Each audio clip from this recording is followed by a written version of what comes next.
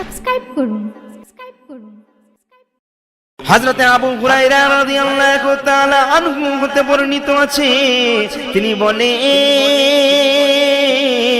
রাসূল করিম সাল্লাল্লাহু আলাইহি ওয়াসাল্লাম ইরশাদ করেছেন, দুনিয়া মুমিন লোকদের জন্য জেলখানা আর কাফের লোকদের জন্য হলো জান্নাত।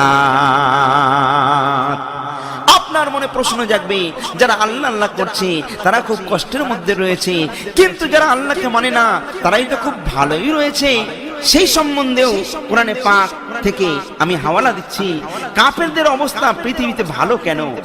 এই জন্য পবিত্র কালামে পাকের মধ্যে সূরা বাকারার মধ্যে আল্লাহ পাক ইরশাদ করছেন, যুয়্যানা লিল্লাযিনা কাফারুল হায়াতুদ দুনিয়া ওয়া ইয়াসখারুনা মিনাল্লাযিনা আমানু ওয়াল্লাযিনা তাকু ফাওকাহুম ইয়াওমাল কিয়ামাতি ওয়াল্লাহু ইয়ারযুকু মান ইয়াশাউ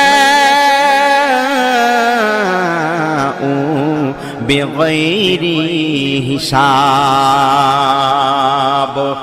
কাফেরদের জন্য পার্থিব জীবন চাকচিক্যময় করে দেওয়া হয়েছে, তাই তারা মুমিনদেরকে নিয়ে বিদ্রূপ করে। বস্তুত যারা আল্লাহ তাআলাকে ভয় করে তারা কিয়ামতের দিন কাফেরদের তুলনায় অতি উচ্চ মর্যাদায় থাকবে। আল্লাহ তাআলা যাকে ইচ্ছা তাকে অপরিমিত রিজিক দান করেন।